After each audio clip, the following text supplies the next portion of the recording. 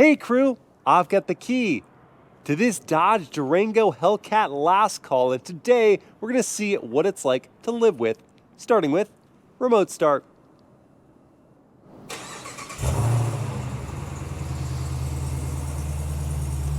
Good morning, neighbors. Yeah, that throaty V8 is going to cause a bit of a stir with a cold start early in the morning, but the idle isn't crazy loud, and it's not nearly as loud as something like the Cadillac Escalade V. Now let's take a look at spacing in my driveway, which is 16 feet wide by 19.5 feet long. Got the nose of the Durango a few inches in from the edge, sitting next to a Toyota Highlander that my wife is reviewing. If you want to check out her content, it's at Mobile Mama on TikTok, Instagram, and YouTube. She's kind of got the reverse parking job of the Durango going with a few inches of space there.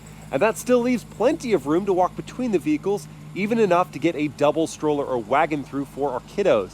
The nose of the Durango is just before the gutter at the front of my driveway, and that means at the back, there is enough room for me to wedge in front of this hedge. Nice rhyme there, Miles, thanks. On the path to my front door. After that remote start, with the key fob on you to unlock the doors, just put your hand on that door handle. And this spacing is more generous than what you might find in a parking lot, so I'll wait until I am parked in a lot to show you the door opening room. For now, just sliding in. This vehicle's at that perfect access height for me at 6 feet tall.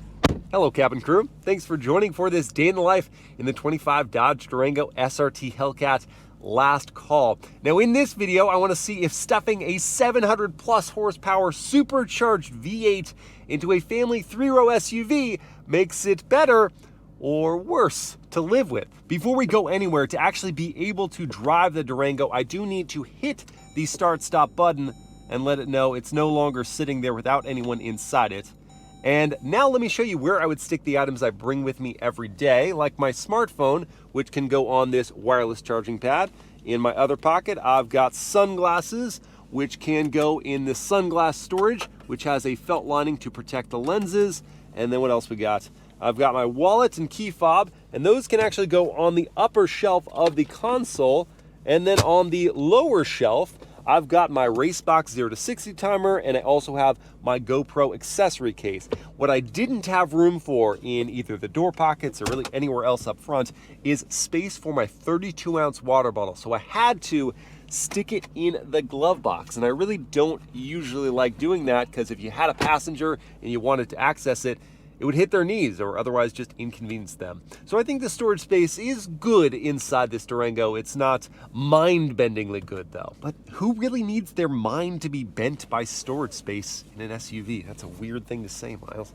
Anyway, pulling this back into drive, I'm going to release the push-style parking brake and roll on forward. I do have those curb ramps set up for clearance, but that's unnecessary in this SUV. We're gonna be just fine. And I am easily going to clear my neighbor's basketball hoops. Whether it is a cold or hot day in which you find yourself, you have the option to heat or ventilate your seat and, a personal favorite, heat your steering wheel, which is already suede wrapped, so my hands were feeling good. But now with warmth in addition to that, come on, it's too much, really. Now, before I can make even one more comment about driving this Durango Hellcat, I need to get some coffee and some breakfast because we're just out of both in my household. So I'm gonna stop in here at the Lost Bean. And I found myself a parking space here, so I'm going to back in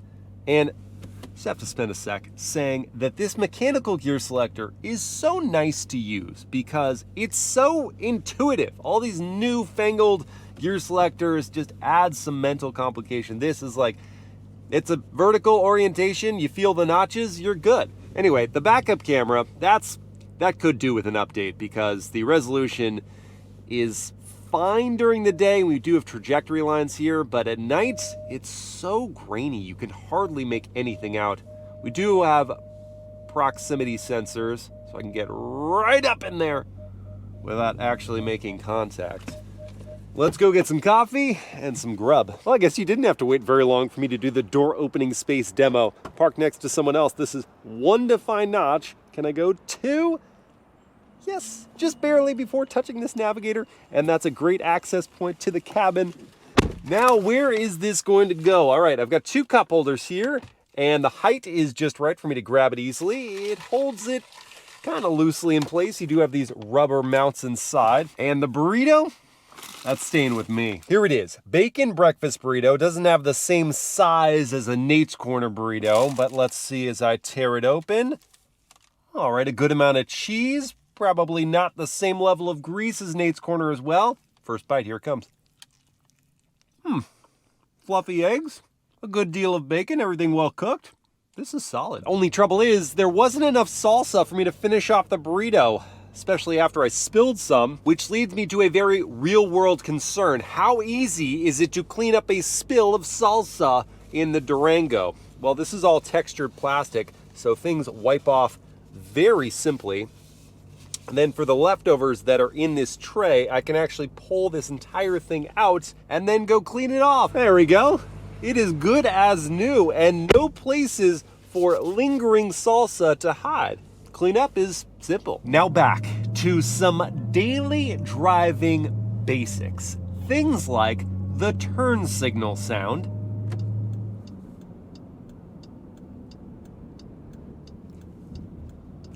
can a turn signal sound cheap?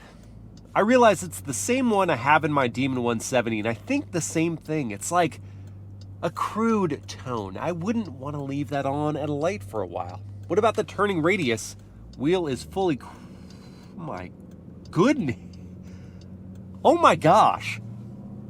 For a 3-row SUV, that turning circle is stupendous. Okay, now what if someone cuts me off in the Durango Hellcat and I'm gonna go to the horn? What are they gonna hear? That just sounds like a normal horn. Sometimes they've got a tone to them. This one just sounds like a horn. It works fine, okay? Works fine. Okay. Can you keep the 710 horsepower supercharged V8 in check in places like a school zone? Yes, and that's made even easier if you go out of the auto mode and into the eco mode, because that dulls throttle response a lot. And you might need that. You might need that casual buildup of momentum in the eco mode, because even just back in auto, if you're driving along merrily and your foot just kind of slips a little bit, then you're driving a muscle car, a very powerful muscle car, all of a sudden. So life is just safer, it's more sensible in eco mode. Well, sometimes, because sometimes, let's be honest, you want to see what you paid for. In those moments, maybe you've got a race box set up to record a real-world 0 to 60 run, and maybe you hit the launch control button, and maybe you hold your foot hard on the brake, pin the throttle, build up the revs, and let it go. Here it is, brake, throttle, let it go! And get to 60 in 4.18 seconds. Holy underwear! This ute can scoot! Really, it should be about a half second quicker than that, but I found the launch control to not work very well. The brakes didn't want to hold. They just gave up when I gave it full throttle. So at least you've got all-wheel drive. It's gonna be consistently about that fast. Don't believe me? Watch. Launch control. Foot hard as I can go on the brakes. It doesn't even show the maximum PSI pedal pressure. Launch control, I was holding both, and it just is like, we're gonna go anyway. Don't care. When the adrenaline has left your veins and you're trying to just cruise around town, you've got the suspension set to its softest of adaptive dampening levels, and you're still bouncing a lot on the road surface, and you still feel those road blemishes make their way in through to your seat. Not in a terribly punishing way, but more certainly like a sports car than a family 3-row SUV. And so that's one thing you'll have to keep in mind if you're planning to daily drive this vehicle. It's not as comfortable as you might expect it to be. I mean, the ride quality, because the seats, these big, cushy leather chairs, feel very supple, the padding is excellent, and they are ergonomically shaped. The adjustments you can make to the seats are, well, they're acceptable. I wish you could lower the driver's seat just a little bit more so I could feel more involved from my driving posture. It's a bit like I'm sitting on top of things. That doesn't mean I don't have great headroom, it just is more of a desire of mine. I say the same thing about my Demon 170, so it's a Dodge problem here. I don't want to make it seem like you can't use any other drive mode except auto and probably having eco turned on for fear of unintended and out of control acceleration. You could go into the sport drive mode, and as long as you are careful with how you're feeding in the throttle, you'll build up pace more urgently than the other modes, but not unintentionally. And on the other end of things, the sport drive mode is going to have more pronounced downshifts, but your braking can still be smooth. You can come up to that stop easily, gracefully, not abruptly, and then get back to what you were doing, just with a little more volume in sport, a little more supercharger whine. I'm gonna kick off today with a bike ride, which gives me a chance to see the utility of this Durango. So to get the third row of seats down, I pull on these levers and push them forward. That also folds the headrest. Now to get the second row of seats down, there aren't any power release controls from back here in the trunk, and that is really bizarre for a vehicle costing over $100,000. So I have to go to the rear doors, open them up, pull on these levers here, and that does fold the seats down pretty flat. Now with all the seats down and a towel laid over that leather center console lid, I can load in the bike. That was a piece of cake. I think I could probably get another bike or two on top of this, still with the front tire attached, or more if I removed that front tire. So let's close up the lid and get on our merry way. Now here's a good chance to talk about visibility, which is actually, well, improved with the seats down. But even with them up, the fact that you can fold down the third row headrests when not in use means that the view out the back is solid. You do have the potential for it to be obstructed, of course, when the car is full of people and maybe you also have some stuff in the trunk, and that would be a great time for a digital rear view mirror, but it's not an option, even here on this fully loaded Durango Hellcat.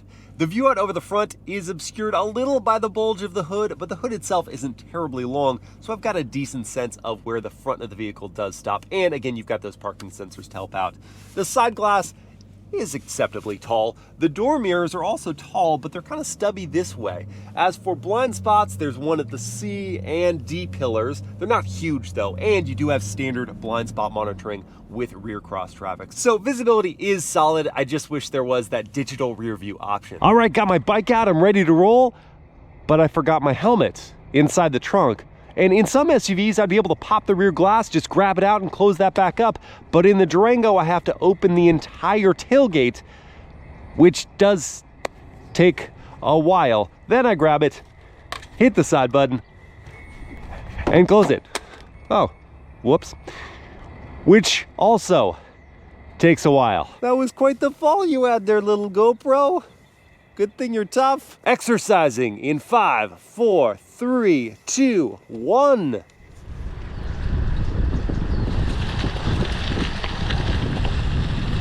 And after that nice little ride, I'm gonna grab coffee with my mom and then get a haircut, because it's out of control.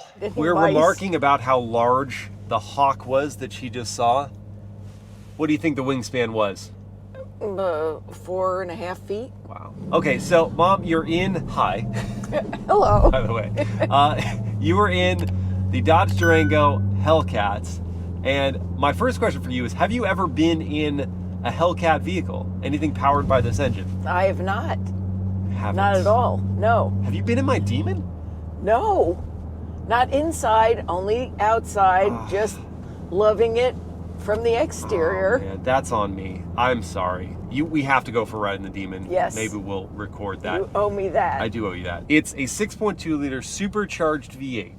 710 horsepower, Okay. 640, I think, pound-feet of torque, but it's a 3-row SUV. What challenges would you anticipate for a 3-row with this kind of power, for living with it day in, day out? There would be a huge temptation to use that kind of power at all times, at every opportunity. Yep. However, if you've purchased a car like this, Yeah. you probably have your whole family back there. Going, yeah! Come on, Dad, punch it! Yeah. That could be it. Okay, what's another thing you'd be worried about? Well, a car with this amount of power would be probably terrible in gas fuel mileage. Well, No, yes. that was terrible. This amount of power, this number of cylinders, certainly. The fuel economy of this is 13 miles per gallon combined. I haven't yet checked what I've been doing. We'll see that at the end when I fill up the Durango. But yeah, that's a fair concern. And those fuel bills, at least here in Southern California, being considerable. Okay, well, do you think that it would be worth putting up with those things when you have this kind of power to do things like this? Oh my goodness, yes. Talk about responsiveness. And talk about you having 3 rows of people Yes. and then all just, plastered to the seats. yes. You can hear the giggles now from the family all the way back there. You Yeah. might have to do that a lot more frequently than you'd want to. Well, then you'd want to. Oh, I think that's not a problem. If you're considering this vehicle, you probably want to do this quite often. Listen to yes. that. Yes. No, that's a stand back noise. Yeah. If they are not taken aback by you honking at them, then you just have to put your foot down. And if they don't get out of your way after you honk at them, you just go around them. Yeah, exactly. Okay, so you've experienced the power, Yes. and I think by now you've Lovely. had a decent look at this interior, right? What do you think this vehicle costs as tested? You know, maybe not the starting price, Okay. but what we're driving around in right now. All right. It's a domestic vehicle. Yes. A sport Marca. utility. Yeah. Marca. Yeah. Yes. I'm going to say it's 90. 90 is actually very close to the starting price. The starting price is like Ooh. 97, Okay. but this one is 115. Wow. Okay, so it's got extra goodies. Yes. Does that feel a little overinflated for? I mean, let's see. What do you think of the leather? Do you think it's high quality leather? I thought the leather felt it's utilitarian. Yeah. Like you feel like you could wipe this down if you needed to. That's true. I've But already it's- shown a cleanup job but right it's here in the not console. cardboardy at all. Actually, Here, it kind of goes here. all the way up here. Yeah. Where the leather extends, and that's part of that extra package Mm-hmm. that we have to bring up the price point. I do like the tailoring. And the carbon fiber is not just your standard weave. This one's like a marbled carbon fiber. No, it is. It's very in the marbly. resin, call it Yeah. chopped carbon fiber, Nice or treatment over here yeah, too. forged carbon. Yes. Yeah. Oh, and the I like headliner, it. that's suede. There are some plastic bits there. Yeah, I wish Yes. it didn't come as high as where your arm would rest. That's not a place where you're going to touch often, but it's high up on the door, and that noise is just not noise something is that not great. screams $100,000. Right, and it also is high enough to be reflective, so Oh. you're going to notice it a lot. Yes, that is fair. Good point. What do you think about the screen? I think the screen is nice. Yeah. And I think these vents here are integrated nicely. Yeah, it's not, and nothing looks tacked on. Like some vehicles you get in there and they're like, oh, screen, afterthought. Yes. You know, this does look like it was well designed. Yeah, it's And integrated. the resolution I think is quite good. The responsiveness is solid. Sometimes it does lag on me, where I'll be like 3 selections later and then it's like, oh, you meant that. It's nice that there are redundancies, so it's less distracting. You kind of know where something is You with can your eyes reach, still on the reach road. for it. Yeah. And it does have a number of USB choices. Plenty of charging options there, and this is the wireless charging pad too. I did notice when I got in to the SUV that there was a dedicated space for my phone. Oh, that's right. There's a netted pouch over there. I was tickled with that. Yes. What was that you just asked me about? I heard a whiny noise, A whiny noise. and I wondered if that was on purpose. Yes, it's or very what much on what purpose. causes it? Some people want that to be more pronounced. Oh, But this is the supercharger you're hearing. oh yes. Yeah, very high pitched. Yes, super high pitched. In my Demon, you actually hear it even more. It's a larger supercharger, and the intake system with it just makes it so loud. Okay. It's awesome. I love that noise. Do you like it now that you know what you're listening for? I like it now that I know what it is. Okay, good, yeah. All right, we've made it here to Cafe in Coffee. Have you been here before? I never have. All right. I'm excited. I think you should be. It's good coffee. Here we go. Our Madagascar vanilla cream top lattes. Does this look good or what? Wow, this looks like dessert. I know, right? Middle of the day dessert. Why not? Cheers. Chink, chink. All right, so we had our delicious coffees. Oh, it was fabulous. Moving a little bit slower now, because while coffee normally perks you up, we both got decaf coffee. We did. We did. With additives. With sugar. Yes. To slow us down. Okay, let's take a look at the back seats of the Durango Hellcat. And I want to get your thoughts on the comfort level, the space level. So this seat is for me at 6 feet tall. I've got knee room here. This is hard plastic. I don't think that should be. Oh. I think maybe either injection molding, ideally leather, but that's hard plastic.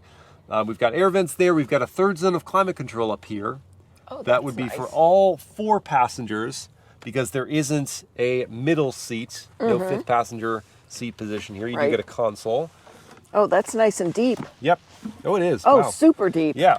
And you've got a USB port in there. Yeah. And a top level of storage. Storage space here. Heated seats for us in the second row. Nice. But not ventilation. Not cooled. Not cooled Okay. seats. I think they should be cooled for this price. USB ports there and an AC outlet. I've got plenty of headroom though, like a lot of it. Actually, the roof feels like it bulges up. So I'm great. And my seat does recline. Oh, that's very nice. Oh, I'm going to try that. I'm lounging. It's a manual, though. The seat, This is not power. Very few vehicles have powered second row seats. Okay. Should we see about the third row? Sure. Okay, let's do that. So to get to the, oh no, the recoil, the recoil is intense. Are you okay? It's like, wake up. I'm laughing a little bit just because I remember when Christina did the same thing. And she almost faced into the seat of the seat. It's just, she was not expecting it, nor were you. It's a good thing you're in good health. The back can take it. If you're choking, it could come in handy. Yes. So pull up on the lever. Okay. And then that sends the seat forward. Whoa. What's with You're this doing okay. vehicle? Pull up one more time, and then it tumbles forward. There you go. see. You got it. Okay. Okay, and so then that's a we're great gonna access climb point in. to the third row. Yes. Oh, you can just walk back there. I could do the same thing. Yeah. And let me pull this seat back down. I want to see about your legroom. This is great. Okay.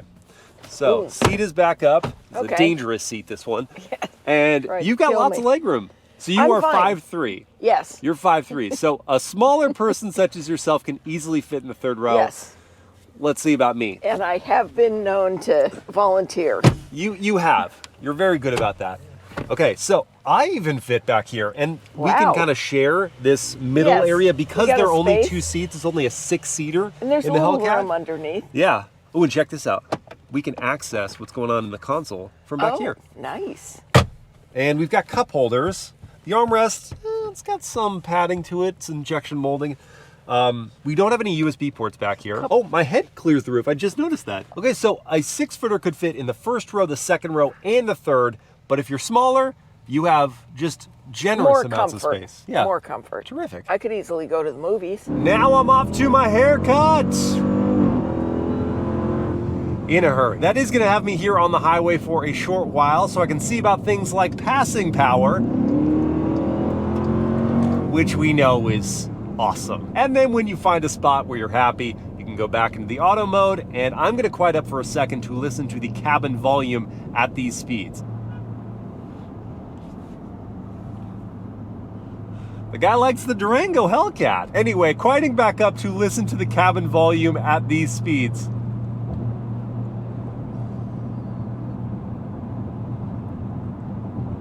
Getting some tire noise, a little bit of road noise, small bit of wind noise. It's not bad though.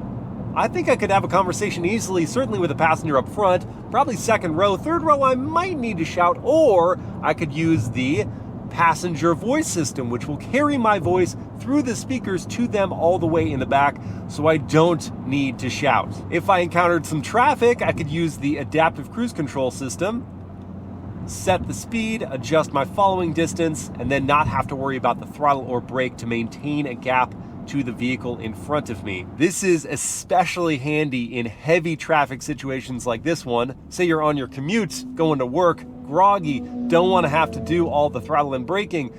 The car does it for you, and that's going to reduce the fatigue of that drive. There is also a lane keep assist system, which is on right now, but it's not finding the lane markings, and that's surprising because they're very well defined. It should, in theory, keep you in the lane if you attempt to depart it or if you lose attention for a moment. It's not a hands-free driving system, so you can't just hands off on the wheel and cruise to work like that, but it's still helpful, again, when it works, for correcting a small mistake. I'm gonna try to forget about that for right now and enjoy some tunes via the upgraded Harman Kardon sound system in the Durango Hellcat. I can access that via the wireless Apple CarPlay, and then with the physical volume knob, thankful for that, turn up to maybe 60% right there, maybe 65.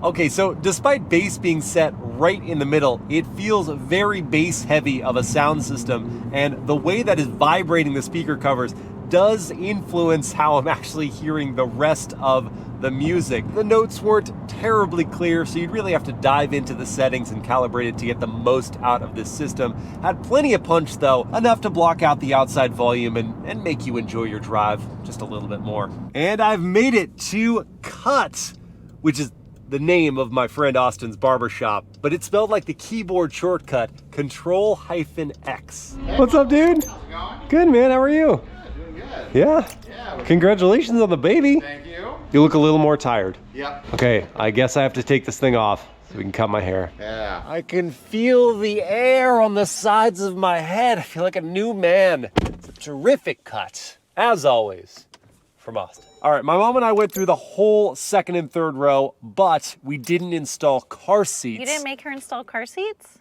It's been years. Just for old time's sake? You think that's a memory she wants? I don't know, maybe. Do you love installing car seats? Kind of, it's your work. But let's see how these get into the... Ooh, I like how wide the doors open. It makes it easy to get this in here. Oh yeah, the rest of my install was so simple. The only complication was this center console and wedging my hand down in there to get it buckled. How about you? Super simple. Super simple shang. Oh, and also, we could get this forward-facing car seat into the third row in either one of those seats because there are two sets of top tethers. And as my mom and I saw, there's pretty good legroom. Yeah. Let's see what your legroom looks like in the Let's do front. it. I didn't move my driver's seat, and my daughter is going to have plenty of that legroom behind me. I didn't move my seat, and I'm Oh, yeah. fully extended. Nice. Back And angle's it is good. comfortable, yeah. Something's a little off, though. These seats are To you? You didn't sleep well? Well, that's a given. But these seats are a Daughter bit always too wakes up. firm. A little. They're a tiny bit firm. I still think they're comfortable, but maybe after a long Yeah, drive, on a long drive, not my favorite. maybe not so much. Yeah. We can still say it. The Durango Hellcat is family approved. You want a what? Blast off! Blast off? I think we can do that. Ready? You want to blast Hold off, your Mommy? horsies. Romy, you want to blast off? Yes! Okay, here we go. 3, 2, 1.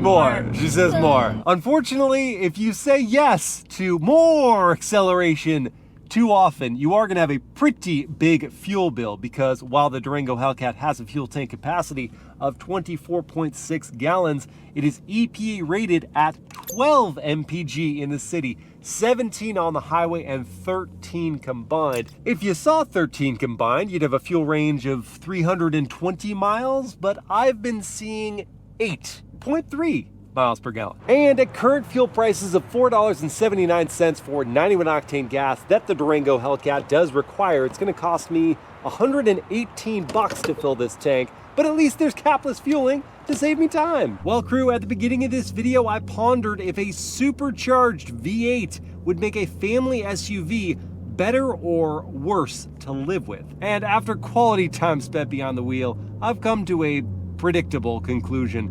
All that power does come with a few consequences. First and foremost, the Durango Hellcat is thirsty, meaning you will be visiting your local gas station more than your local grocery store. Oh, and drivability? Yes, you can be civil around town, but it requires a very patient throttle input and/or driving in eco mode. And lastly, the ride is quite bouncy with the sport-tuned suspension, so the daily drive is a little less pleasant. In exchange, you have the passing power, the fear-provoking rumble, and the giggle-inducing fun that only a Hellcat-infused 3-row can provide. It's mom-approved, it's kid-approved, and if it's budget-approved, it might be right for you. I hope you guys have enjoyed this day in the life, and I will see you again next time.